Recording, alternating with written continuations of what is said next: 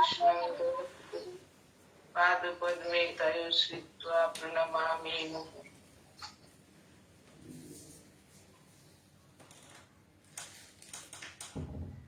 মহারাজ বলতেন, একটা ঘটনা মনে পড়িতেছে। এক পল্লীগ্রামে জনৈক বিধবার একমাত্র পুত্র দূর প্রান্তরে গরু চড়াইতে গিয়াছিল। সন্ধ্যায় বাড়ি ফিরিবে, দুপ্রহরে আকাশ মেঘাচ্ছন্ন হইয়া ঝড় বৃষ্টির সূচনা হইলে গর্ভধারিণী প্রৌঢ়া জননী পুত্রের জন্য অস্থির হইয়া হা হুতাশ ছটফট ঘর বাহির করিতে লাগিলেন। শোকের উচ্ছ্বাস উদ্বেগের সেই দৃশ্য প্রত্যক্ষ হইতেছিল, কিন্তু আমাদের জননীর আরতি ব্যাকুলতা ততটি। মহারাজ বলছেন, শ্রী শ্রী মায়ের যে আরতি ব্যাকুলতা সন্তানের জন্য, সেটা এর থেকেও আরো বেশি। বিধবার পুত্র তাহাকে রোজগার করিয়া খাওয়ায়, পরন্তু বাড়িঘর রক্ষা করিয়া সুখে স্বচ্ছন্দে রাখিবে।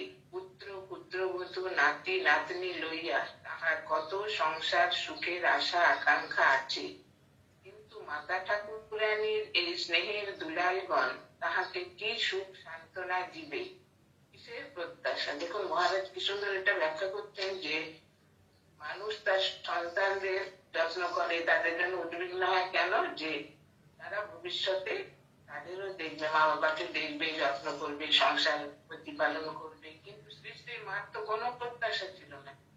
তিনি তো প্রত্যাশা বিহীন তার জীবন। তিনি শুধু অহেতুক স্নেহ ভালোবাসায় সন্তানদের কল্যাণ কামনা করতেন সর্বদা। তাহার একমাত্র আকাঙ্ক্ষা কি? সন্তানের ভগবানের ভক্তি হোক, সৎপথে থাকিয়া সুখে থাকুক। এইটাই শ্রী শ্রী মায়ের সবসময় প্রার্থনা, যে সন্তান সুখে থাকুক, সৎপথে থাকুক, তার ভক্তি হোক। শ্রী শ্রী রামকৃষ্ণ পুঁথি রচয়িতা শ্রী শ্রী ঠাকুরের কৃপা প্রাপ্ত ভক্ত শ্রী শ্রী মায়ের শ্রী চরণাশ্রিত সন্তান অক্ষয় কুমার সেনের জন্মস্থান ময়নাপুর গ্রাম জয়রামবাটি। ময়নাপুর গ্রাম জয়রামবাটি হইতে কয়েক ক্রোশ দূরে উত্তর পশ্চিমে অবস্থিত। সেন মহাশয় শেষ জীবনে কলকাতা ত্যাগ করিয়া জন্মভূমিতে বসবাস করিয়াছিলেন। তাহার দেহ সুস্থ সবল ছিল না, এতদূর হাঁটিয়া জয়রামবাটি আসা সম্ভব হইত না। তিনি পুঁথি লিখেছেন, শ্রী রামকৃষ্ণ পুঁথি, সে বিখ্যাত বই। সেই তার জন্মস্থান ছিল আমার জয়রামবাটি থেকে কয়েক ক্রোশ দূরে উত্তর পশ্চিমে। সেই জন্য তিনি আসতে পারতেন না, শরীর ভালো ছিল না এত দূর। তখনকার দিনে তো হেঁটে হেঁটে বেশিরভাগ আসা, নইলে গরুর গাড়িতে। কিন্তু তিনি কি করতেন?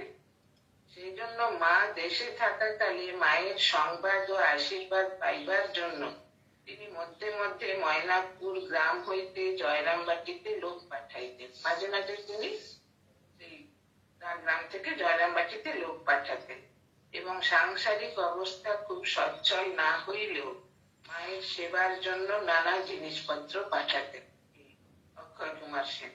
তিনি বলছেন কি, যে ময়নাপুর অঞ্চলে মহিষের বাথান আছে, অতি চমৎকার বৈশা ঘি পাওয়া যায়। সেন মহাশয় সুবিধা মতো সেই উৎকৃষ্ট ঘিও মায়ের জন্য পাঠাইতেন। তিনি মা সেবার জন্য কিছু জিনিস পাঠাতেন। আর ওখানে মহিষের বাথান ছিল বলে অনেক মহিষ সেখানে প্রতিপালন হতো তাদের। সে তার মহিষের দুধ থেকে যে ঘি হয় সেটাকে পয়সা ঘি বলে। সে পয়সা ঘি খুব ভালো পাওয়া যেত, সেটা তিনি পাঠাতেন।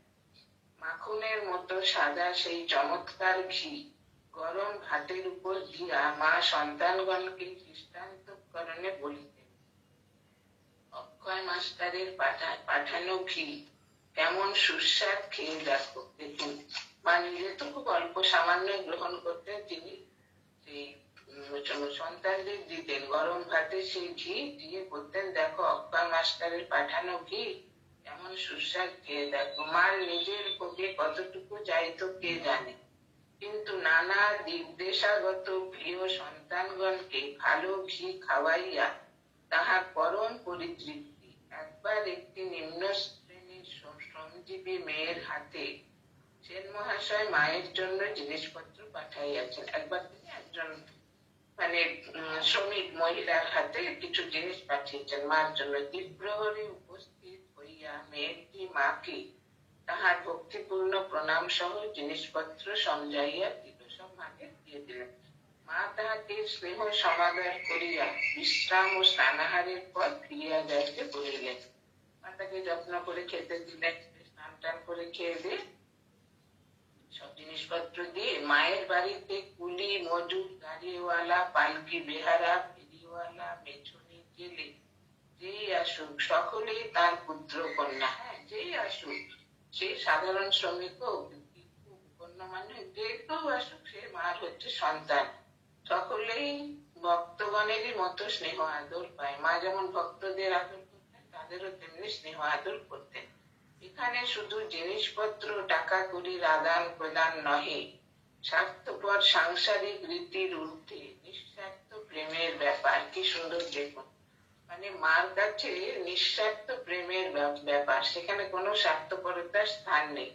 সকলেই তাহা জানে। যে আসে যে কোনো প্রয়োজনেই হোক, মাকে দর্শন করিয়া তাহার চরণে প্রণত হইয়া তাহার শুভ স্নেহাশীর্বাদ লাভ করিয়া তাহারই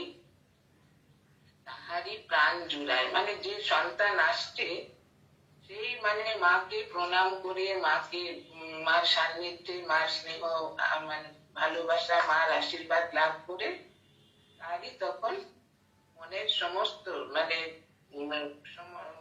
দুঃখ চলে যায়, সেই আশীর্বাদ লাভ করে।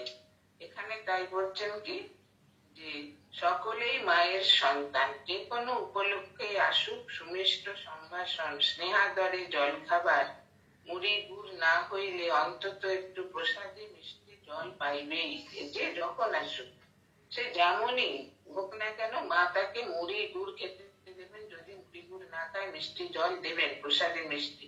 আর সেই সকরুণ স্নেহ দৃষ্টি, যাহা ইহ পরকালে আর ভুলিতে পারিবে না।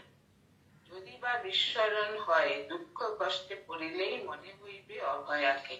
দেখুন কি সুন্দর, মানে মা সাক্ষাৎ ভগবতী কিনা। সেই জন্য বলছেন যে মার সান্নিধ্যে যে একবার আসবে, সে কোনোদিন এমনই মায়ের সে অপার্থিব স্নেহ ভালোবাসা। আর যদি বা ভুলে যায়, যখনই জীবনে দুঃখ কষ্ট বিঘাত প্রতিঘাত, তখন মনে পড়বেই মাকে। বলছেন আর মনে পড়িবে তাহার অভয় বাণী, কৃপা দৃষ্টি। তাই পরবর্তীকালেও দেখা গিয়াছে, বাহ্যত যাহাদের সঙ্গে ভগবত ভাব ভক্তির মাধ্যমে তাহার কোনো প্রকার আধ্যাত্মিক সম্পর্ক ছিল না, সেজন্য যাহারা তাহার সমীপস্থ হয় নাই, তাহারাও তাহার করুণার স্নেহ মমতার স্মৃতিতে আকুল হইয়া নয়ন বাড়ি বিসর্জন করিতেছে। তাই পরবর্তীকালে আমরা দেখতে পাই কি, মানে মার চিরভাবের পরে যারা মার সান্নিধ্যে আসতে পারেননি, সে সৌভাগ্য হয়নি, তারাও কিন্তু মার জন্য তারা খুবই মানে বিষাদগ্রস্ত হয়েছেন, যে মার বিহনে। আর এখানে বলছেন কি, তাহারা আকুল হইয়া নয়ন বাড়ি বিসর্জন করিতেছে, তারাও অশ্রুপাত করছেন। ধন্য তাহারা, সার্থক তাহাদের মানব জন্ম। মানে মাকে না দেখেও মার সে ভালোবাসার কথায় তারা একেবারে অভিভূত হয়ে চোখের জল ফেলছে। এই যে অন্তরের টান, শ্রী শ্রী মায়ের প্রতি মমত্ব বোধ, আপন মা বলিয়া বোধ, ইহাই তো সারাসার বস্তু। জীবের ভববন্ধন, কোটি জন্মের কর্মপাশ মুহূর্তে ছিন্ন হইবে। হ্যাঁ, মহারাজ বলছেন এটাই তো আসল কথা। এই যে মার সঙ্গে তাদের যে সম্পর্ক, স্নেহের সম্পর্ক, ভালোবাসার সম্পর্ক, বলছেন এটাতে কি হবে, সেই জগৎ জননীর কৃপায় কোটি জন্মের কর্মপাশ মুহূর্তে নাশ হয়ে যাবে। পূজ্যপাদ শরৎ মহারাজ বলিয়াছেন, জেনেই হোক আর না জেনেই হোক, যে কোনো কারণে ক্ষণকালও ভগবানের মন গেলেই মানব জন্ম সফল। দেখুন, ঠাকুরের একজন অন্তরঙ্গ পার্ষদ স্বামী শারদানন্দজি কি বলছেন, জেনেই হোক আর না জেনেই হোক, মনটা যদি ভগবানের দিকে যায় যে কোনো উপায়, তাহলে মানব জন্ম সফল। শ্রীমৎ ভাগবতে পরমহংস অগ্রণী সুখদেব ভগবত দেশী শিশুপালের ঊর্ধ্বগতি লাভ প্রসঙ্গে বলিয়াছেন, ভগবানকে যে কোনো প্রকারে চিন্তা করিলে মুক্তি লাভ হয়। এটা ভাগবতের কথা বলছেন, যে সুখদেব বলেছেন, শিশুপাল তো কৃষ্ণের বিদ্বেষী ছিলেন, কৃষ্ণকে পছন্দ করতেন না, অনেক তিরস্কার এসব করতেন, গাল মন্দ, কিন্তু তার যে কৃষ্ণের হাতেই তার মানে সদ্গতি হয়, সেই তখন বলেছিলেন সুখদেব যে যে কোনো প্রকারে যদি ভগবানের চিন্তা কেউ করে তার সে মুক্তি লাভ করে, সেই জন্যই তো নরলীলা। মা তোমার অরূপ যে দেখেছে সেই মজেছে, অন্য রূপ লাগে না ভালো। এটা একটা গানের লাইন। মহারাজ বলছেন যে মায়ের এই কৃপাময় রূপ যে দেখেছে সে একেবারে মানে অভিভূত হয়ে গেছে, সে আর অন্য কোন রূপ তার ভালো লাগে না, মার রূপটি তার ভালো লাগে। তিল মাখিয়া স্নান করিয়া পেট ভরিয়া প্রসাদ পাইয়া ময়নাপুরের মুটে মেয়েটি পরম আনন্দিত। মানে তারা তো এত যত্ন কোথাও পায় না, মার কাছে এসে এত আদর যত্ন পেয়ে সে মাথায় তেল মেখে স্নান করে পেট ভরে খেয়ে আর খুব আনন্দ। বেলা গিয়াছে দেখিয়া মা তাহাকে অবেলায় চলিতে নিষেধ করিয়া রাত্রেও বিশ্রাম করিয়া যাইতে বলিলেন। হ্যাঁ, মা বললেন যে বেলা পড়ে গেছে, তোমাকে আর আজকে যেতে হবে না, কালকে সকালে যেও। মায়ের ঘরের বারান্দায় দরজার পাশে সামনে তাহার রাত্রে শোবার ব্যবস্থা হইয়াছে।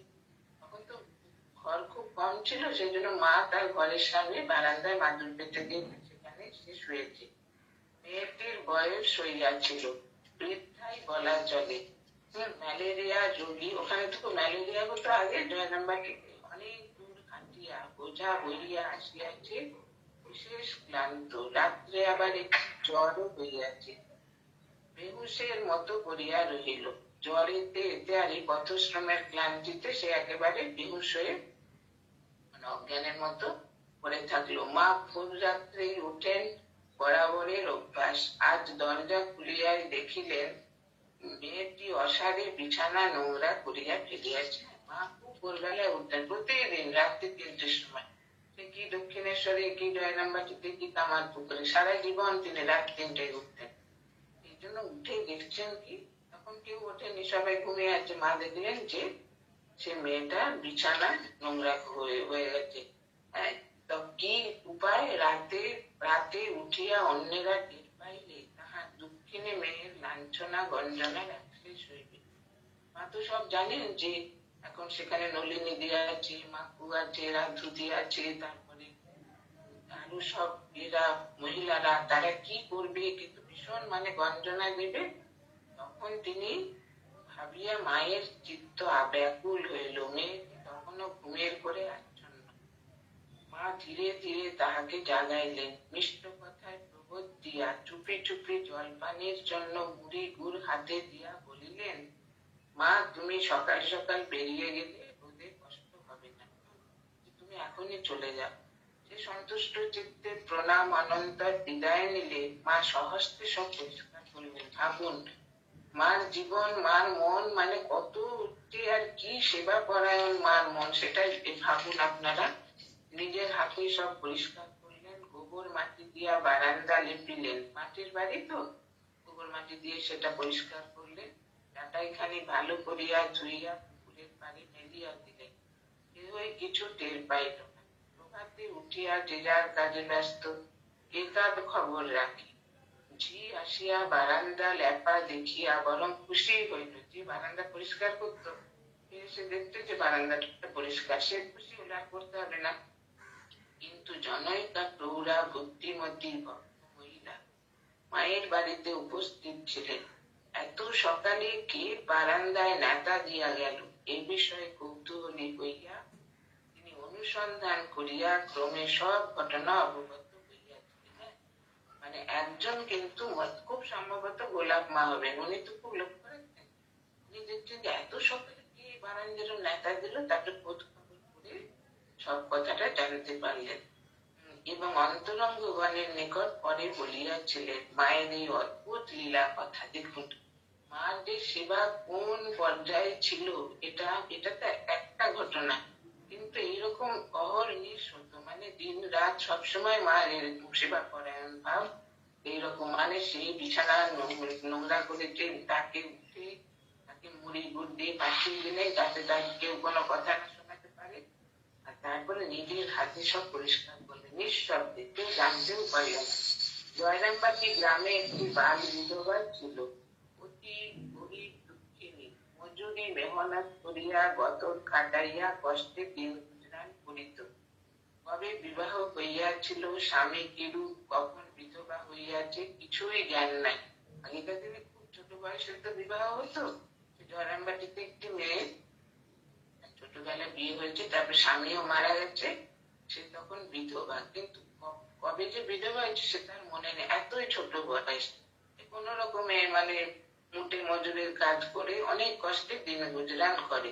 যখন একটু বয়স হইল তখন বুঝিল সে বিধবা, তাহার আর বিবাহ হইবে না, সংসার সুখ ভোগে তাহার অধিকার নাই। ভক্তগণের জিনিসপত্রের বোঝা বহিবার জন্য মায়ের বাড়িতে তাহার যাতায়াত আছে। ভক্তদের তো জিনিস আনে, সেই জিনিসগুলো তো পৌঁছাচ্ছে, সেজন্য মার বাড়িতে তার আসা যাওয়া আছে।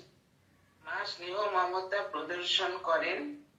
ক্রমে সে পূর্ণ যৌবনা হইল। একটি যুবকের সহিত অবৈধ ভাবে মিশিবার ফলে ব্যাপার বহুদূর গড়াইয়া জানাজানি হইল। হ্যাঁ, এটা গ্রামে তার যখন একটু মেয়েটা একটু বড় হলো, যখন যুবতী হলো, তখন ফলে অবস্থা খুব খারাপ হয়ে গেল। হৃদয়হীন সমাজপতিগণ এতকাল এই অনাথার কোনো খোঁজ খবর রাখেন নাই, তাহাকে সৎ শিক্ষা দিবার কোনো ব্যবস্থাই করেন নাই। হ্যাঁ, এরকমই সমাজ ছিল। মেয়েদের যে কি দুর্গতি ছিল, এইবার দক্ষিণের প্রতি তাহাদের তীক্ষ্ণ দৃষ্টি পড়িল। যে দেখলো মেয়েটা একটা কিছু গরিব কাজ করেছে, ব্যাস তখনই তার পিছনে সবাই মাতব্বরগণ মিলিয়া যুক্তি পরামর্শ করিলেন। অভাগিনীর গঞ্জনা লাঞ্ছনা চলিল, বিচার টিচার অনেক কিছু, পঞ্চায়েত গ্রামের ভীষণ নিষ্ঠুর ভাবে তার বিচার করতে থাকে। জয়রামবাটি গ্রামের পল্লী রীতিনীতি অনুযায়ী এই ব্যাপার লইয়া তুমুল আলোচনা দলাদলির সূত্রপাত। দুটো দলে ভাগ হয়ে গেল, গিয়ে তারা কি করলো, কেউ মেয়েটাকে সমর্থন করছে, কেউ করছে না, বেশিরভাগই করছে না। এইভাবে একটা ভীষণ একটা খুব পরিস্থিতি খুব জটিল হয়ে গেল। মা সব কথা শুনিয়া সে অভাগিনী কন্যার ভবিষ্যতের কথা ভাবিয়া অত্যন্ত দুঃখিতা ও চিন্তিতা হইলেন। মা তখন খুব চিন্তা করলেন যে কি করে আমি একে রক্ষা করব। কিন্তু ভগবানের নিকট প্রার্থনা ভিন্ন তিনি আর কি করিতে পারেন। হ্যাঁ, মা তো সবসময় ঠাকুরের উপর নির্ভর করতেন। কি করে আমি একে রক্ষা করব। ভগবানের করুণা হইল, মায়ের কৃপা প্রাপ্ত সন্তান স্থানীয় জমিদারের একজন হস্তক্ষেপ করিয়া গোলমাল মিটাইয়া দিলেন। এখন গ্রামের জমিদারের উপর তো কেউ কথা বলবে না, তখন মায়ের সন্তান স্থানীয় একজন জমিদার বংশেরই ছেলে, সে তখন মাঝখানে হস্তক্ষেপ করে সে গোলমাল মিটিয়ে দিল। গ্রামে শান্তি হইল। মা শুনিয়া আশ্বস্তা হইলেন, আপ ছাড়িয়া বাঁচিলেন। হ্যাঁ, মা তখন খুবই নিশ্চিন্ত হলেন।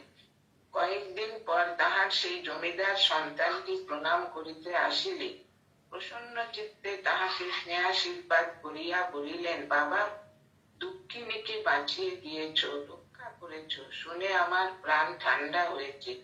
ভগবান তোমার মঙ্গল করবেন। দেখুন, আর সেই সন্তান সেই জমিদারের ছেলে, যিনি এই সমস্যার সমাধান করেছিলেন আর কি, তিনি যখন মার কাছে এসেছেন একদিন, মা তখন বললেন যে বাবা, তুমি দুঃখিনীকে বাঁচিয়েছো, এই যে একটা সমস্যা তুমি সমাধান করেছো, তাকে রক্ষা করেছো, শুনে আমার প্রাণ ঠান্ডা হয়েছে। হ্যাঁ, ভগবান তোমার মঙ্গল করবেন। মা তাকে আশীর্বাদ করলেন।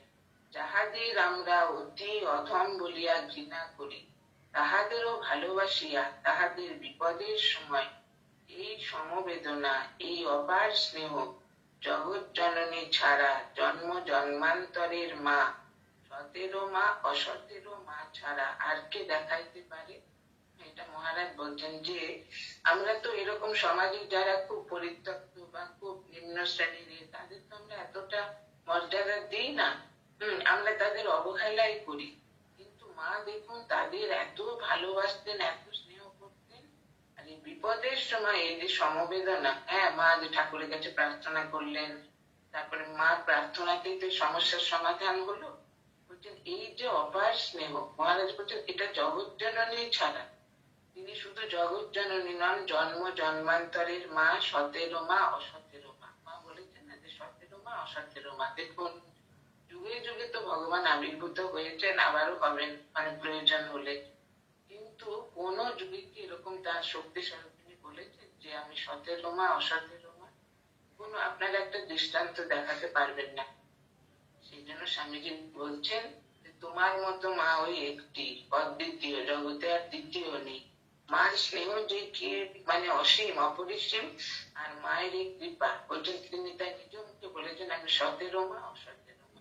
শুধু সতেরো মা বলেননি কিন্তু, তাহলে তো মুষ্টিমেয় জনই তার সন্তান হতে পারতো, কিন্তু এই যে সতেরো মা অসতেরো মা বলেছেন, এতে কি হলো সারা বিশ্ব ব্রহ্মাণ্ডই তার সন্তানের অন্তর্ভুক্ত হয়ে গেল, তার সেই মাতৃস্নেহের অন্তর্ভুক্ত। আর জন্ম জন্মান্তরের মা তিনি, জগৎ জননী বিশ্ব জননী। তারপরে বলছেন স্বামী পরিত্যক্তা বা বাল বিধবা মেয়েদের দুঃখ কষ্টের কথা শুনিলে মা ব্যথিতা হইতেন। তখনকার দিনে এটা খুব ছিল, ছোটবেলায় বিয়ে হয়ে যেত, আর খুব বয়স্ক মানে তাদের স্বামী থাকতো, তারা তো মারা যেতেন, আর সারা জীবন সেই মেয়েটিকে সেই একাদশী করা, তারপরে কি কষ্ট করা, সমাজের যত নিয়ম কানুন, আর সে যদি না করতো তাহলে তাকে সেই সমাজ থেকে এক ঘরে করে দিত, আর যন্ত্রণার এক শেষ। মা তাতে খুব দুঃখ পেতেন।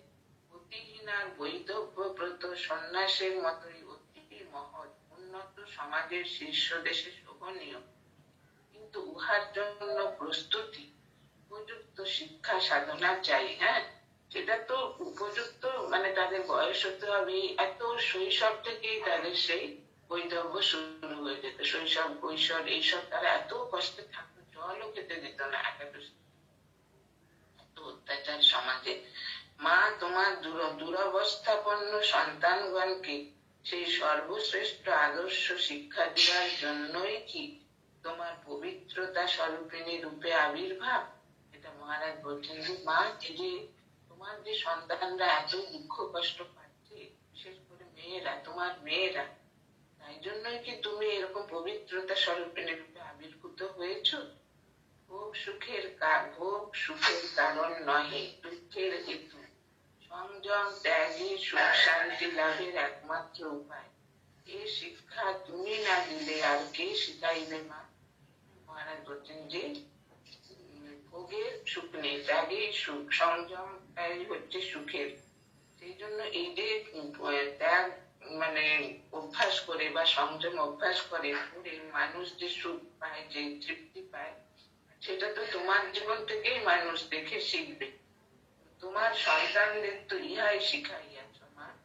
বেলুর মঠ যাহাতে হয়, সেজন্য শ্রী শ্রী ঠাকুরের নিকট ব্যাকুল প্রার্থনা করিয়াছ। হ্যাঁ, তার জন্যই তো এসব মঠ মিশন হয়েছে। আপনারা সবাই জানেন তো যে ঠাকুরের তিরোভাবের পর যখন ঠাকুরের সন্তানরা এদিক ওদিক, প্রথমে তারা বরানগর মঠে ছিলেন, তারপরে এদিক ওদিক সব তপস্যার তীর্থে সব চলে যাচ্ছেন, তখন মাই তো ঠাকুরের কাছে প্রার্থনা করলেন। সে বুদ্ধগয়ায় 1890 খ্রিস্টাব্দে দেখে এসে যে তাদের এত সচল মত বৌদ্ধদের, তখন বললেন যে ঠাকুর তুমি এলে আর কজনকে নিয়ে লীলা করে আনন্দ করে চলে গেলে, তাহলে আর তোমার আসার কি দরকার ছিল? আমাদের দেশে তো সাধুর অভাব নেই, গাছতলায় তো অনেকে থাকে, তারা তো মানে নিজেরা একক জীবন যাপন করে, কিন্তু তুমি এসেছিলে একটা আদর্শ নিয়ে, একটা উদ্দেশ্য নিয়ে। আমার প্রার্থনা তোমার নামে যারা আসবে তারা যেন তোমার এই ভাবার আদর্শ নিয়ে একত্রে থাকে, মানে তোমার ত্যাগী সন্তান নয়, আর তোমার এই সংসারীরা তাদের কাছে এসে তোমার শান্তি পাবে, সান্ত্বনা পাবে, সেই জন্যই তো তোমার আসে। এই মায়ের প্রার্থনাতেই তো স্বামীজি ধীরে ধীরে ধীরে ধীরে তারা ঠাকুরের কৃপায়, মার প্রার্থনায়, স্বামীজির প্রচেষ্টায় এই রামকৃষ্ণ মঠ মিশন মানে প্রতিষ্ঠিত হলো। আজকে সারা পৃথিবীতে যা পরিব্যাপ্ত হয়েছে। তাই মহারাজ বলছেন যে ত্যাগীদের এবং গৃহীদের উভয় শ্রেণীর লোকেদেরই কল্যাণের জন্য মঠ মিশন তোমারই আশীর্বাদে এটা প্রতিষ্ঠিত হয়েছে। নিবেদিতা স্কুল, জগদম্বা আশ্রম প্রভৃতি তুমি সহজে প্রতিষ্ঠা করিয়াছ। আপনারা জানেন তো যে নিবেদিতা স্কুলেও তো মা ছিলেন, সে বোর্ডিং এ, তারপরে মাতৃ মন্দির বলা হতো, কারণ মানে তখন মায়ের শরীর যাওয়ার পরে সারদা মন্দির বলা হলো, তারপরে সেখানেই সব ত্যাগব্রতী এরা ছিলেন। আর জগদম্বা আশ্রম ওই গোয়ালপাড়ার কাছে, সেখানে মা এই গোয়ালপাড়া আশ্রম থেকে একটু ভেতর দিকে, আপনারা দেখেছেন, সেই গোয়ালপাড়া আশ্রমের কাছে জগদাম্ব আশ্রম, সেখানে মা থাকতেন যখন এই কলকাতা থেকে যেতেন জয়রামবাটিতে বা জয়রামবাটি থেকে আসতেন, মাঝখানে ওখানে থাকতেন। মা বলতেন আমার বৈঠকখানা। সুতরাং এই যে মা এগুলো করেছেন কেন, এটা সন্তানদের কল্যাণের জন্য। হ্যাঁ, যে সাধুরা একত্রে থাকবে আর সংসারীরা তাদের কাছে এসে ঠাকুরের ভাব আর উপদেশ মানে নিয়ে তারা শান্তি পাবে, সান্ত্বনা পাবে, এই জন্য মহারাজ বলছেন যে তোমারই কৃপায় তো এই মঠ মিশন সব হয়েছে। এই প্রসঙ্গে মহারাজ কি বলছেন যে আমাদের মায়ের বাড়ির বাগান মানে গরু চড়াবার জন্য যে ছেলে বালক ছেলে তাদেরকে বলে বাগান। অনাথ বালক গোবিন্দের কথা মনে আসিতেছে। মায়ের মুখখান বাড়ি বাবার মায়ের দুধের অভাব দূর করার জন্য জ্ঞানানন্দ মহারাজ 2টি ভালো গাই খরিদ করিয়া আনিয়াছেন। শ্রীযুক্ত সুরেন্দ্রনাথ গুপ্ত গরুর খরচ বহন করে। মা সংসারে থাকিয়াও সন্ন্যাসিনী, কোনো ঝঞ্ঝাট নাই, কোনো ঝঞ্ঝাট বাড়াইতে নারাজ, এমনকি তাহার জন্য একটি বাড়ি হইবে তাও ইচ্ছা করেন না। হ্যাঁ, মা খুব মানে সংক্ষিপ্ত এতে থাকতে ভালোবাসতেন। যেমন নহবতী ছিলেন, প্রথমে তো দেশে আসিলে বড় মামার ঘরে থাকিতেন, তাহারই বৈঠকখানায় জগদ্ধাত্রী পূজাও হইত। রাজা মহারাজ মায়ের বাড়ি আসিয়া সেই ঘরেই ছিলেন ও আনন্দে নৃত্য গীত করিয়াছিলেন শুনিয়াছি। মামারা আলাদা হইয়া পৃথক বাড়ি করিলেন। কালী মামা দিদির সহায়তায় মানে মায়ের সহায়তায় ভালো বাড়ি বৈঠকখানা করিলেন। তদবধি তাহার বৈঠকখানাতেই জগদ্ধাত্রী পূজা, ভক্ত অতিথির অবস্থান হইতেছিল। ভক্ত সন্তানের আগমন বাড়িতেছে, বড় মামার সংসারী মায়ের থাকার খুব অসুবিধা হইতেছে। কারণ শারদানন্দ মহারাজের সম্মতিক্রমে ভক্তগণের চেষ্টায় মামাদের প্রদত্ত ছোট এক টুকরা জমির উপর মায়ের আজ্ঞা ও আশীর্বাদ গ্রহণ অনন্তর ঘরের চাল মাটির দেওয়ার ছোট ছোট 4খানি ঘর লইয়া মায়ের নূতন বাড়ি প্রস্তুত হইয়াছে। আপনারা সবাই দেখেছেন সে মার বাড়ি, থেকেওছেন ওখানে। মাস্টার মহাশয় বিশেষভাবে অর্থ সাহায্য করিয়া শ্রীযুক্ত বিভূতি বাবু কাজ দেখিতেছিলেন, কিন্তু বাঁকুড়ায় থাকেন, চাকুরি করেন, সর্বদা উপস্থিত থাকা সম্ভব হয় না। কাজেই তদারকির অভাবে কাজ অগ্রসর হইতেছিল না। ইতোমধ্যে মায়ের জন্মতিথি উপলক্ষে কলকাতা হইতে জিনিসপত্র লইয়া শ্রীযুক্ত রাসবিহারী মহারাজ ও হেমেন্দ্র মহারাজ আসিলেন এবং তাহাদেরই প্রাণপাত পরিশ্রমে নূতন বাড়ি নির্মিত হইল। মায়ের বাড়িটা কি করে হলো সেটা বলছেন। মায়ের বিশ্বস্ত অভিজ্ঞ সন্তান গোয়ালপাড়া আশ্রমের অধ্যক্ষ শ্রীযুক্ত কেদারনাথ বাড়ির প্ল্যান করিয়া দিয়াছিলেন। বিশেষ সমারোহে গৃহ প্রবেশ হইল। সমস্ত প্রয়োজনীয় জিনিসপত্রের জোগাড় যন্ত্র করিয়া মায়ের সুখে স্বচ্ছন্দে অবস্থানের ব্যবস্থা করা হইয়াছে।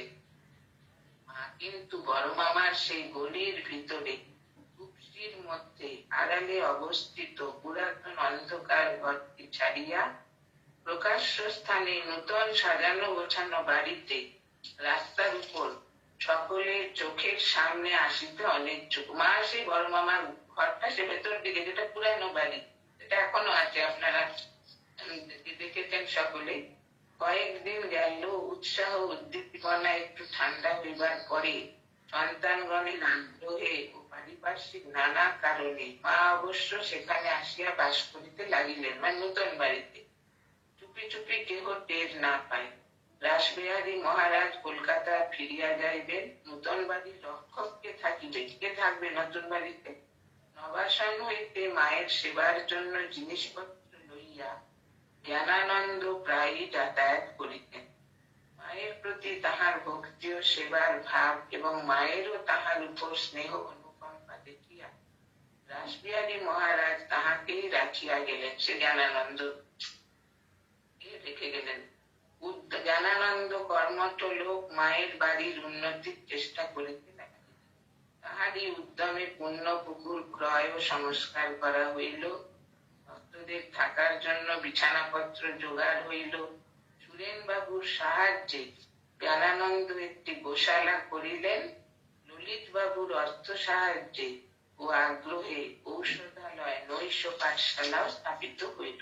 ধীরে ধীরে কিরকম জয়রামবাটিতে মানে মার কৃপায় কিরকম উন্নতি হচ্ছে দেখুন। প্রথমে পুরানো বাড়িতে তো কষ্ট করে থাকতেন, যে ছোট্ট একটা মাটির ঘর, এখান থেকে নতুন বাড়ি হলো, দুটো তিনটে ঘর, যদিও এগুলো মাটির। তারপরে কি হলো, যে পূর্ণ পুকুর কেনা হলো, তারপর ভক্তদের বিছানা পত্রের ব্যবস্থা হলো, তারপরে গরু কিনে দিলেন সুরেন বাবু। তারপরে বলছেন যে ললিত বাবুর অর্থ সাহায্যে কি হলো, ডিসপেন্সারি হলো, আর রাত্রে একটা পাঠশালা মানে গ্রামের ছেলে মেয়েদের পড়ানোর জন্য এতগুলো মানে কর্মযজ্ঞ শুরু হলো। তাহলে মানে জয়রামবাটিতে মায়ের অবস্থান কালে মানে মাকে কেন্দ্র করে মানে সেবার কাজ, লোক কল্যাণ কাজ শুরু হলো কিরকম মায়ের উপস্থিতিতে।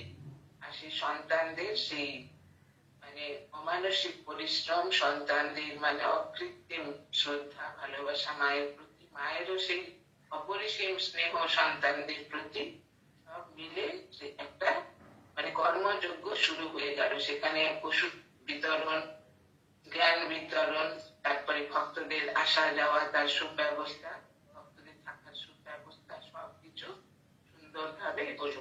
এই যে হলো, এটা কার কৃপায় হলো? মারই কৃপায়। মহারাজ তাই বলছেন যে মা সেই বড় মামার বাড়িতে মানে প্রসন্ন মামার বাড়িতে একটা ছোট ঘরে থাকতেন, যেটা পুরানো বাড়ি, কিন্তু তার থেকে ভক্তদের মানে আন্তরিক ইচ্ছায় আর উৎসাহে এই বাড়ি তৈরি হলো, নতুন বাড়ি।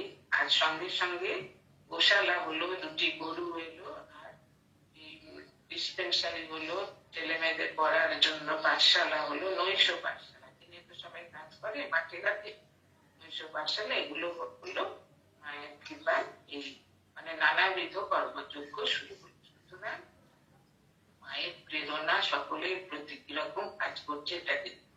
আর মার কৃপায় সকলে একেবারে আনন্দে পূর্ণ হয়ে সেই মার কাজ করতে লাগলেন, আর মার সান্নিধ্যে সবাই সেই আনন্দ সাগরে অবগাহন করতে লাগলেন। মায়ের চরণে আমরা সকলে প্রার্থনা করি, আমরাও যেন তাকে স্মরণ করে এরকম মানে মনে মনে আনন্দের স্রোত যেন আমাদের প্রবাহিত হয়, আমরা যেন তার সান্নিধ্য উপলব্ধি করতে পারি। এই পর্যন্ত থাক। এবার আমরা এই বিবেক চূড়ামণি পড়ব।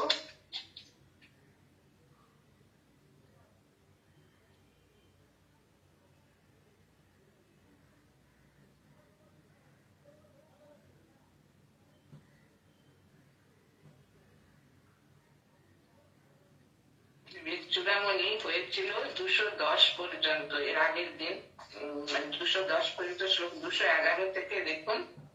এখানে বলছেন কি, ইয়ো অয়ম আত্মা স্বয়ং জ্যোতি পঞ্চকোশ বিলক্ষণ অবস্থাত্রয় সাক্ষী স্বনির্বিকার নিরঞ্জন সদানন্দ স্ববিজ্ঞেয় স্বাত্মতেন বিপস্থিত। এটা বলছেন এই যে আত্মা, এটা হচ্ছে পঞ্চকোষ থেকে ভিন্ন। পঞ্চকোষ আপনারা তো জানেন, অন্নময়, প্রাণময়, মনোময়, বিজ্ঞানময়, আনন্দময়। পঞ্চকোষের কথা আগে বলা হয়েছে না, তাই বলছেন আত্মা এগুলো থেকে ভিন্ন। এই তিনি হচ্ছেন অবস্থাত্রয়ের সাক্ষী। অবস্থাত্রয় মানে জাগ্রত, স্বপ্ন, সুষুপ্তি, তিনটে অবস্থা মানে আমাদের মানব জীবনে, সেটা তিনটে অবস্থারই সাক্ষী হচ্ছেন এই আত্মা। তিনি কি তার স্বরূপ কি নির্বিকার, নিরঞ্জন আর আনন্দ স্বরূপ। বিদ্বান ব্যক্তি যুক্তি আর অনুভব সহায়ে এই শুদ্ধ আত্মাকে শিব আত্মার সঙ্গে অভিন্ন বলে জানবে। স্বয়ং জ্যোতি, স্বয়ং জ্যোতি মানে স্বয়ং প্রকাশ। যেমন সূর্য হচ্ছে স্বয়ং প্রকাশ, কিন্তু আত্মা সূর্যেরও প্রকাশক। মানে জগতে এমন একটি বস্তু যা সবকিছু ঊর্ধ্বে, বা সব থেকে শ্রেষ্ঠ, সবকিছুর ঊর্ধ্বে। সেই জন্য বলছেন এই আত্মজ্ঞান হচ্ছে সর্বশ্রেষ্ঠ জ্ঞান। এখানে বলছেন বিষয় রূপে জ্ঞানের বিষয় না হলেও অপরোক্ষ রূপে অনুভূত আত্মা যে পঞ্চকোষাতীত সে বিষয়ে এই শ্রুতির প্রমাণ। এবার শিষ্য বলছেন, মানে গুরুকে শিষ্য উবাচ মিথ্যা তেন নিষিদ্ধেষু কোষেষু পঞ্চসু সর্বাভাবং বিনা কিঞ্চিৎ ন পশ্যান্মত্র হে গুরু বিজ্ঞেয়ং কিমু বস্তুতি স্বাত্মনাত্ম বিপশ্চিতা। তখন শিষ্য বলছেন গুরুকে যে হে গুরুদেব, পাঁচটি কোষে তো মিথ্যা বলে প্রতিপন্ন হলো, এরা আত্মা নয়, তাহলে নিজের মধ্যে স্থূল ও সূক্ষ্ম জগতের মধ্যে সবকিছুর অভাব ব্যতীত আমরা কিছু বুঝতে পারছি না। কারণ পঞ্চকোষ যদি আত্মা না হয় তাহলে তো কিছু অস্তিত্বই নেই। আমার চোখে তো সবই শূন্য মনে হচ্ছে, স্থূল জগৎ সূক্ষ্ম জগৎ সবই তো শূন্য। অতএব আত্মবিচারশীল ব্যক্তির পক্ষে নিজের আত্মস্বরূপে সত্য বস্তু রূপে, এই সত্য বস্তু রূপে আত্মার অস্তিত্ব কি করে থাকতে পারে? মানে পঞ্চকোষ নিয়ে তো আমাদের অস্তিত্ব, সেটাই যদি মিথ্যা হয় তাহলে কি করে আমরা সে আত্মজ্ঞানটা লাভ করতে পারবো? এটা শিষ্য প্রশ্ন করছেন। আর এখানে যে বিপশ্চিত বলেছে, এই বিপশ্চিত মানে হচ্ছে যিনি বিশেষ রূপে, মানে বিজ্ঞান আর কি, বিশেষ রূপে জ্ঞানী, তিনি যার সত্যের গভীরে প্রবেশ করার ক্ষমতা আছে, মানে বিদ্যান অতীন্দ্রিয় অনুভূতিতে যার মন মগ্ন হয়ে আছে, অন্তরতম সত্তায় পর্যবসিত, পরম সত্তার সঙ্গে অভিন্নতা বোধের যার ক্ষমতা আছে, মানে যিনি জ্ঞানী, তিনি হচ্ছেন, তাকে আমাদের শাস্ত্রে বিপশ্চিত বলে বলা হয়। তাই জন্য শিষ্য তো সংশয় প্রকাশ করছেন যে গুরুদেব কি করে তাহলে আমি এটা অনুভব করব যে আত্মা যে রয়েছেন, আপনি তো বলছেন যে পঞ্চকোষ সত্তায় মিথ্যা, তাহলে আত্মতত্ত্বটা কি করে প্রতিষ্ঠিত করা যায়? তখন গুরুদেব কি বলছেন, শ্রী গুরু রূপাচ সত্য মুক্তম ত্বয়া বিদ্যা নিপুণসি বিচারণে অহমাদি বিকারাস্তে তদ্ভাবো অয়মজ্ঞনু সর্বে এনানুভূয়ন্তি স্বয়ং নানুভূয়তে তমাত্মানং বিদিতারং বিদ্ধি বুদ্ধিয়া সুসূক্ষ্ময়া। তখন গুরু খুব প্রসন্ন হলে, যেমন সুন্দর একটা প্রশ্ন করেছেন শিষ্য, হে বুদ্ধিমান শিষ্য, তুমি ঠিকই বলেছ, তুমি বিচারে নিপুণ, তোমার যে বোধ বুদ্ধি জাগ্রত হয়েছে এটা জেনে আমি খুশি হলাম। সেই অহং প্রভৃতি বিকার সমূহ, সেই সবকিছু জ্ঞান গোচর বিষয় জাগ্রত কালে এবং পরে সুষুপ্তি কালে যার দ্বারা অনুভূতি হয়, অথচ যিনি নিজে কোনো কিছু অনুভবের বিষয় হন না, সূক্ষ্ম বুদ্ধির সহায়ে তুমি সেই আত্মাকে জানো। তার মানে গুরুদেব এখানে বলতে চাইছেন, তুমি ঠিকই প্রশ্ন করেছো যে পঞ্চকোষ যদি মানে মিথ্যা হয় তাহলে এই আত্মার অস্তিত্বটা আমি কি করে স্বীকার, মানে আমি প্রমাণ করব কি করে? তখন গুরুদেব বলছেন কি, জাগ্রত কালে আর এই সুষুপ্তি কালে, জাগ্রত স্বপ্ন সুষুপ্তি তিন কালে হচ্ছে যার দ্বারা আমরা যে জেগে আছি, কি এটা তো এই আত্মার ভেতরে আছেন বলেই তো আমাদের সে অনুভবটা হচ্ছে। জাগ্রত কালে কিছু আমরা প্রকাশ দেখছি না, কিন্তু আমরা অনুভব করছি, এবং পরে সুষুপ্তি কালে যার দ্বারা অনুভূত হয়, যার মাধ্যমে আমরা এসব জানতে পারছি, এইসব রূপ রস গন্ধ শব্দ স্পর্শ, অথচ যিনি নিজে অনুভবের বিষয় নন, অথচ আত্মা অনুভবের বিষয় নন, সূক্ষ্ম বুদ্ধির সহায়ে, স্থূল বুদ্ধিতে তাকে তুমি জানতে পারবে না। সূক্ষ্ম বুদ্ধি মানে তোমার বুদ্ধিটা যখন একবারে শুদ্ধ হবে, সূক্ষ্ম হবে, তখন তুমি এই স্থূল জগৎ থেকে বুদ্ধিটাকে আরো আরো গভীর চিন্তা করে বুদ্ধিটাকে যখন তুমি আরো সূক্ষ্ম করতে পারবে, তখন তুমি সে আত্মাকে জানতে পারবে। বলছেন বিজ্ঞাতা আত্মাকে বিষয় রূপে জানা সম্ভব নয়, নিজের স্বরূপ থেকে আত্মা অভিন্ন, এটা উপলব্ধি করো। তোমার যে স্বরূপ, সেই আত্মস্বরূপ, সেটা তুমি উপলব্ধি করো। এটা কঠোপনিষদে বলা হয়েছে এই কথাটা, যে কিভাবে জানবে, এসো সর্বেষু ভূতেষু গুরু আত্মা ন প্রকাশতে। এটা যমরাজ বলছেন নচিকেতাকে সেই কঠোপনিষদে, যে এই যে আত্মতত্ত্ব, এই যে আত্মা, এটা প্রকাশিত হন না সবার কাছে। দৃশ্যতে তদ্ব্রয়া বুদ্ধিয়া সূক্ষ্ময়া সূক্ষ্মদর্শিভিঃ। তিনি কি করেন, সব জীবে তিনি, বিশেষ করে মানুষের মধ্যে তিনি অবিদ্যা মায়ার দ্বারা আবৃত হয়ে থাকেন, তাই মানুষ তাকে জানতে পারে না। অজ্ঞ জীবের নিকট আত্মরূপে প্রকাশিত হন না, কিন্তু একাগ্র আর সূক্ষ্ম বুদ্ধির দ্বারা মেধাবী ব্যক্তিরা, মানে যারা বুদ্ধিমান, যারা বিকশিত, তারা যারা গভীর তত্ত্ব অনুধাবন করতে পারেন, তারা সেই আত্মজ্ঞান লাভ করতে পারেন। সেই সূক্ষ্মদর্শী ব্যক্তিগণই এটা জানতে পারেন। বলছেন এই জ্ঞাতা ও দ্রষ্টা সর্বকালে বর্তমান না থাকলে কোনো বিষয়ের জ্ঞান হতে পারে না। মানুষ কোনো কিছুই জানতে পারে না। সুষুপ্তিকালে কোনো বিষয়ের জ্ঞান হয় না। আপনি যখন গভীর ঘুমে আচ্ছন্ন, তখন কি আপনি কোনো কিছু বুঝতে পারেন? বুঝতেই পারেন না।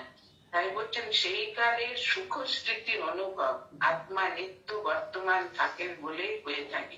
কিন্তু শরীরটা খুব ফ্রেশ হয়ে গেল, মনটা খুব শান্ত হয়ে গেল, সেই বোধটা আপনার হয়। বলছেন সেটা আত্মা আছে বলে এটা আমরা বুঝতে পারি। স্থিতি ব্যতীত গতি কল্পনা করা যায় না। কোন একটা কিছু না থাকলে সেটা তো আমরা তার এটা বর্ণনা করতে পারবো না। নিত্য স্থির আত্মাকে আশ্রয় করেই চঞ্চলা প্রকৃতির বিচিত্র বিলাস। এই যে আমরা চারিদিকে দেখতে পাচ্ছি, আমাদের মনও কত কি চিন্তা করছে, কত কি ভাবনা করছে, কত মনে মনে নিদিধ্যাসন, শ্রবণ মনন নিদিধ্যাসন, কত কি হচ্ছে, ভালো মন্দ কত কি আমরা চিন্তা করছি। তাই বলছেন যে এই যে আত্মা রয়েছেন বলে একটা স্থির জিনিস আছে, আর এই প্রকৃতি হচ্ছে লীলা চঞ্চল। ঠাকুর যেমন ব্রহ্মের আর শক্তির উপমা দিয়েছেন না, যে জলটা যখন স্থির সেটা হচ্ছে ব্রহ্ম, আর জলটা যখন খেলছে দুলছে সেটা হচ্ছে শক্তির, মানে প্রকাশ, শক্তির উপমা আর কি। এখানে তাই বলছেন তৎ সাক্ষ্মিকম ভাবে তত্ত্বীয়ানুভূয়তে কশ্যাপন অনুভূতার্থে সাক্ষিত্বম নোপযুজ্যতে। বলছে কোন বিষয় যদি কেউ দর্শন করে তবে বলা যায় যে সেই বিষয়ে সাক্ষী। সাক্ষী কাকে বলে? যিনি সেটা দর্শন করেছেন, সেখানে উপস্থিত ছিলেন। কিন্তু যে বিষয়ে যে ব্যক্তি দেখে না, সে সেই বিষয়ে সাক্ষী হতে পারে। এখানে কেন বলছেন এটা, যে আত্মা তো কোনো বিষয় নয়। আত্মা বিষয় নয় বলে আত্মা এই প্রকার বা আত্মা এই প্রকার নয়, এটা প্রমাণ করা যায় না। কেননা আত্মজ্ঞান যিনি লাভ করেন তিনি সেটা বুঝতে পারেন। ঠাকুর তাই বলছেন যে এই জগতে সবকিছু উচ্ছিষ্ট হয়েছে, কিন্তু আত্মজ্ঞান, এই আত্মতত্ত্ব উচ্ছিষ্ট হয়নি, মানে মুখে কেউ বলতে পারেনি। ঠাকুর কতবার বলেছেন যে আমি তো কতবার ভাবি তোদের বলবো রে স্বামীজিদের, কিন্তু মা আমার মুখ চেপে ধরে, মানে বলতে দেবেন না। স্বামীজি তার একটা রচনায় বলেছেন, নাহি সূর্য নাহি জ্যোতি নাহি শশাঙ্ক সুন্দর, সেটা শেষ লাইনে আছে, বোঝে প্রাণ বোঝে যার, অবাং মনস গোচরম, বোঝে প্রাণ বোঝে যার। তিনি সে বাক্য মনের অতীত, সে আত্মা, কিন্তু যিনি সেটা উপলব্ধি করেন তিনি সেটা উপলব্ধি করতে পারেন, তিনি কাউকে বোঝাতে পারবেন না, এতই সেটা কঠিন। এটা কি বলছেন, এটা আমরা দেখতে পাচ্ছি বৃহদারণ্যক উপনিষদে যাজ্ঞবল্ক্য ও তার সে পত্নী মৈত্রী তাকে শিক্ষা দিচ্ছেন যে একটা একটা একটা নুনের, মানে একটা লবণের ডালা আর কি, সেটা যদি জলে ফেলে দাও সেটা জলে গলে যাবে, পরে সেটাকে তুমি আলাদা করতে পারবে না। সেই রকম আত্মা ও আত্মতত্ত্ব সবকিছুর মধ্যে ওতপ্রোত হয়ে আছে, কিন্তু তাকে কিছুতে প্রকাশ করা যায় না। তার জ্যোতিতে সবকিছু আলোকিত, তার জ্যোতিতে সবাই জ্যোতিষ্মান, কিন্তু তিনি সাক্ষীর স্বরূপ, তিনি কোনো কিছুতে লিপ্ত নন, নির্বিকার, নিরঞ্জন, নিত্য শুদ্ধ, বুদ্ধ, মুক্ত। গীতাতেও বলেছেন, আমাদের সমস্ত শাস্ত্রে আত্মতত্ত্ব বলা হয়েছে। বলছেন আত্মা বিষয় নয় বলে আত্মা এই প্রকার বা আত্মা এই প্রকার নয়, এটা প্রমাণ করা যায় না। অসৌ স্ব সাক্ষিক ভাব যত সেনানুভূয়তে অত পরম স্বয়ং সাক্ষাৎ প্রত্যগাত্মা ন চেতর। বলছেন যেহেতু নিজেই নিজের সাক্ষী আত্মা, এই ভাব নিজের দ্বারাই অনুভূত হয়, সেই হেতু জীবাত্মাই সাক্ষাৎ পরব্রহ্ম। জীবাত্মা পরমাত্মা থেকে ভিন্ন আর কিছু নয়। এটা কি বলছেন যে আত্মা নিজেই নিজের সাক্ষী, তার অন্য কেউ সাক্ষী নেই, তাকে কেউ সাক্ষী মানে তার উপরে কেউ থাকলে সে তো সাক্ষী হবে, কিন্তু নিজেই নিজের সাক্ষী। যেহেতু নিজেই নিজের সাক্ষী, এটা নিজেই যে যিনি আত্মজ্ঞান লাভ করবেন তিনি নিজেই সেটা অনুভব করবেন। সেই জন্য জীবাত্মাই সাক্ষাৎ পরম ব্রহ্ম, মানে আমাদের প্রত্যেকের ভিতর, শুধু মানুষ নয় সবকিছুর ভিতর জীবাত্মা অতপ্রত হয়ে আছে। জীবের মধ্যে, হ্যাঁ, এটা ভগবান বলছেন না যে জীবনম সর্বভূতেষু, তপস্যাস্মি তপস্বিষু, গীতায় বলছেন। এখানে সেটা বলছেন জীবাত্মা পরমাত্মা থেকে ভিন্ন আর কিছু নয়। সেই জন্য যখন শরীর দেহপাত হয় তখন সেই শরীর থেকে জীবাত্মা উৎক্রমণ করে যদি তার সাধন ভজন থাকে সে মুক্ত হয়ে যায়, নইলে আবার তার কর্ম অনুসারে তার গতি হয়। পরমাত্মা থেকে ভিন্ন আর কিছু নয়, বলছেন তিনি পরমাত্মারই অংশ। জাগ্রত স্বপ্ন সুষুপ্তি স্ফুটতরং ইহ অসৌ স্বপ্নে প্রত্যগ রূপতয়া সদাহম অহম উদ্ধস্ত স্ফুরন নৈকথা নানাকার বিকার ভাগিন ইমান পশ্যন্ন মুখান নিত্যানন্দ চিদাত্মনা স্ফুরতি তৎপিতৃ স্বমিতং হৃদি। যিনি প্রত্যগাত্মা রূপে আমি আমি, আমরা সবসময় তো আমি এটা বললাম, আমি এটা করবো, আমি এটা করেছিলাম, আমি আমি বলি তো প্রত্যেকে। আমি আমি এই প্রকারে বহুভাবে সকলের অন্তরে প্রকাশ পায়। হ্যাঁ, জাগ্রত স্বপ্ন সুষুপ্তি কালে বিশেষ ভাবে প্রকাশ পায়। কিন্তু তো মানুষের অবস্থা, জাগ্রত অবস্থা, স্বপ্ন অবস্থা, সুষুপ্তি, তিনটা অবস্থাতেই মানুষ এই যে আমি আমি বলছে, যে আমিটাকে বলছেন, এবং বিবিধ রূপে পরিণামশীল অহংকার বুদ্ধি প্রভৃতির স্বয়ং দ্রষ্টা রূপে বর্তমান থেকে নিত্য আনন্দ চৈতন্য রূপে নিজেকে প্রকাশিত করেন, তাকে নিজের আত্মা বলে জানো। গুরুদেব বলছেন শিষ্যকে যে এই যে মানুষ তার তিনটে অবস্থা, জাগ্রত স্বপ্ন সুষুপ্তি, সেই সময় যে আমি আমি করে সমস্ত কাজ করছে বা চিন্তা করছে, আর যখন পরিণামশীল তার মনের মধ্যে কি অহংকার বুদ্ধি প্রভৃতির দ্রষ্টাটাকে স্বয়ং দ্রষ্টা রূপে বর্তমান থেকে নিত্য আনন্দ। দেখুন, কোন একটা ভালো জিনিস শুনলে আমাদের আনন্দ হয়, কোন দুঃখের কিছু শুনলে মনে দুঃখ হয়। হ্যাঁ, আর বলছেন বুদ্ধি, আমরা যখন কোনো কাজ করি তার আগে আমাদের বুদ্ধি কাজ করে যে কিভাবে কাজটা করবো। এইভাবে অহংকার বুদ্ধি প্রভৃতির স্বয়ং দ্রষ্টা, এই যে অহংকার কাজ করছে, বুদ্ধি কাজ করছে, এগুলো কিসের জন্য কাজ করছে? এই আত্মা আছেন বলে। আত্মা হচ্ছে এদের সাক্ষী স্বরূপ, হচ্ছে বর্তমান থেকে নিত্য আনন্দ চৈতন্য রূপে নিজেকে প্রকাশিত করেন, আনন্দ রূপে প্রকাশ করেন, চৈতন্য রূপে। তাকে এই নিজের আত্মা বলে তুমি জানো। এটা বলছেন আমাদের যে আত্মা অপ্রকাশ হলেও, হ্যাঁ, অজ্ঞজনের দ্বারা অনুভূত হন না। চিদাভাস আত্মা না, বলছেন যারা বিদ্বজ্জন, যারা সাধন ভজন করেন বা যারা জ্ঞান চর্চা করেন বা যারা ভক্ত, তাদের কাছে ইনি প্রকাশিত হন কি এই সাক্ষী স্বরূপে। কিন্তু যারা অজ্ঞ তাদের কাছে এই আত্মা প্রকাশিত হন না।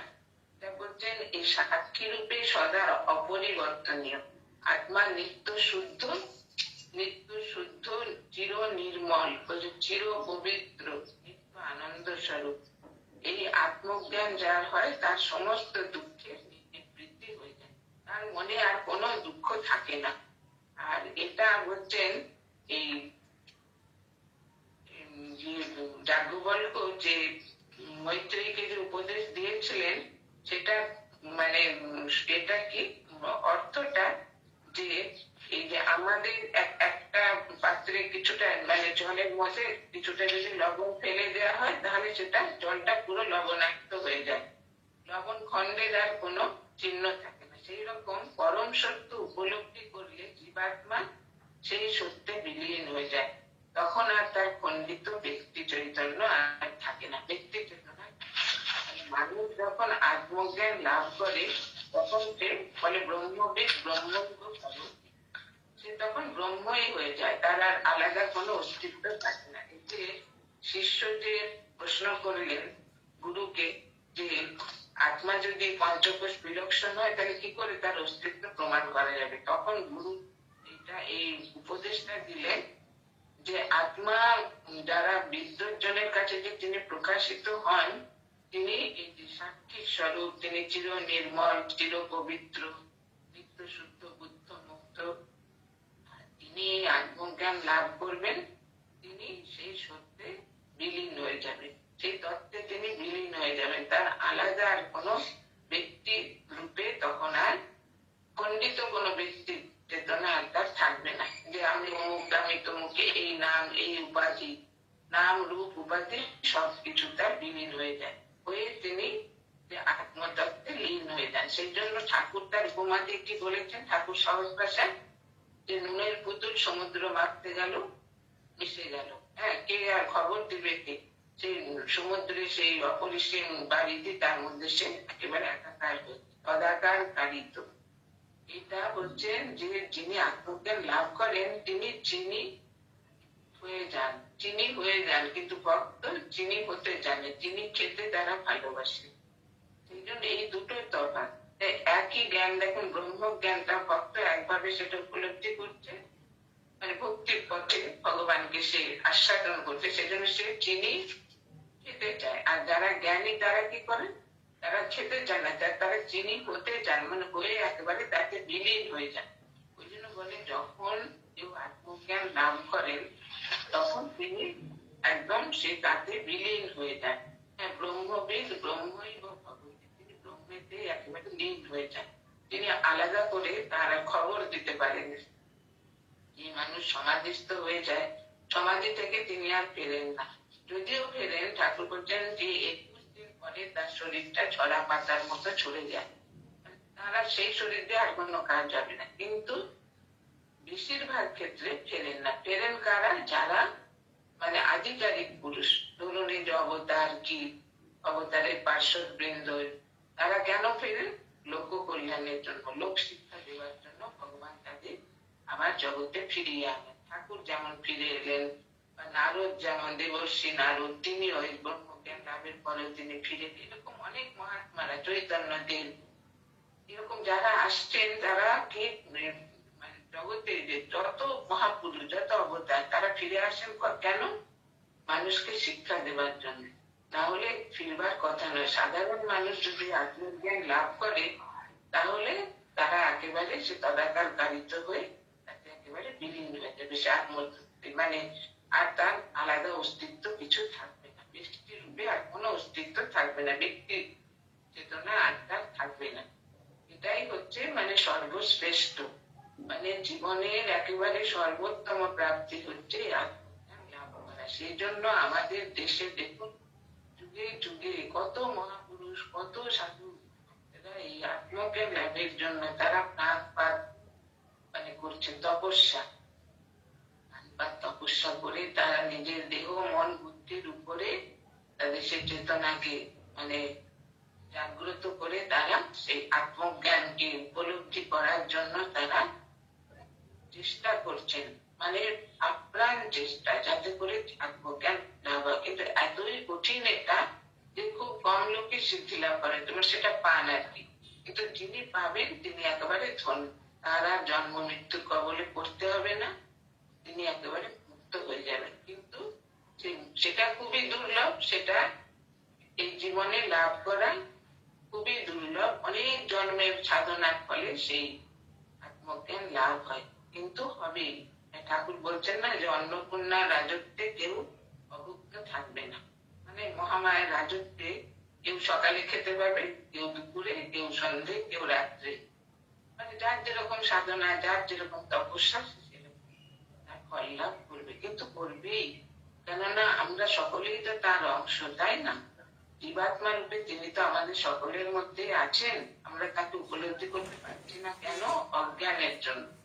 এই অজ্ঞান মানে মায়ার আবরণ করে রেখেছে, এই অজ্ঞানের আবরণ সরে গেলেই তিনি তো স্বয়ং প্রকাশ, যেমন সূর্য স্বয়ং প্রকাশ, মেঘে ডেকে যাবে, মেঘটা যদি সরে যাবে সূর্য তখন মানে আপনার নিজের আলোতে যিনি প্রকাশিত হবেন, সেই রকম আমাদের সকলের মধ্যে তিনি রয়েছেন। আমরা যদি একটু সচেষ্ট হই, একটু যদি তাকে জানবার চেষ্টা করি, একটু যদি আমরা সাধন ভজনে মন দিই বা খুব মানে নিবিষ্ট হয়ে যদি জপ করতে পারি, অন্তত আমরা খুব ক্ষুদ্র আকার, তো ধ্যান করা খুব কঠিন, সেই জন্য যদি জপও আমরা একটু মানে খুব ভালো করে মন দিয়ে যদি নিবিষ্ট মনে করি করতে পারি তার কৃপায়, তাহলেও দেখবেন ধীরে ধীরে ধীরে ধীরে আমরা এইসব তত্ত্ব বুঝতে পারবো। এগুলো খুবই কঠিন তত্ত্ব। একটু শঙ্করাচার্য তার শিষ্যদের বলেছেন, তারা আজন্ম সন্ন্যাসী, মানে আজন্ম তারা ত্যাগী বৈরাগ্যবান, তারা মহাপুরুষ। শঙ্করাচার্য তো অবতারী। তাহলে তাদের সেই অনুভূত যে সত্য, যে অনুভূত যে তত্ত্ব, সেটা দয়া করে তিনি এরকম মানে বলে গেছিলেন শিষ্য পরম্পরা ক্রমে। সেটা এখন আমরা সেটা পাঠ করছি, সেটা অনুবাদ করা হয়েছে, সেজন্য আমাদের জীবন ধন্য। কিন্তু এটা শুধু পড়লেই তো হবে না, আমাদের একটু চিন্তা করতে হবে যে আমার মধ্যেও তো সে আত্মা রয়েছে, তাহলে তাকে জানবার জন্য কেন আমি চেষ্টা করি। আমি একটু নিজের চেষ্টা করি, আমরা যদি একটু নিজেরা সচেষ্ট হই, তাহলে দেখবেন যে তিনি আমাদের কত কৃপা করে। তিনি তো জানেন যে আমরা খুবই সামান্য আধার, তিনি আমাদের কৃপা করে সেই দুয়ার উন্মুক্ত করে দেবেন, আত্মজ্ঞানের দুয়ার। আমরা তখন নিজেরাই সেটা তার কৃপায় উপলব্ধি করতে পারবো। তো আজকে এই পর্যন্ত থাক। হ্যাঁ, ভগবানের কৃপাকে পদ্মের প্রার্থনা যে আমরা যেন কৃপায় এই জ্ঞানের মানে কিঞ্চিত পরিমাণে হলেও এটা যেন জীবনে সেটা। আচ্ছা, এই ক্লাস আবার এই বৃহস্পতিবার এপ্রিল মাসে, 1 এপ্রিল হচ্ছে এই বৃহস্পতিবার, সেদিন আবার এই ক্লাস হবে 3টে। প্রতি মাসের প্রথম আর শেষ বৃহস্পতিবার হবে। এ মাস হয়ে গেল মার্চ মাসটা, এবার এপ্রিল মাসের বৃহস্পতিবার, 1 এপ্রিল বৃহস্পতিবার, আবার শেষের দিকে বোধ হয় 29 কি 28 এরকম আছেন শেষ বৃহস্পতিবার। আপনারা সকলে ভালো থাকবেন, ঠাকুর মা স্বামীজির কৃপায় সকলে সুস্থ থাকবেন, আনন্দে থাকবেন, সকলে মন দিয়ে মানে সাধন ভজন যতদূর যার সাধ্য করবেন, আর সকলে প্রসন্ন মনে এসব চিন্তা করবেন। এই কথা ঠাকুর মা স্বামীজির কৃপা সকলের উপর বর্ষিত হোক, এই কথা বলে আমি আমার এই বিদ্যুরামূলক পাঠ আজকের মতো এখানেই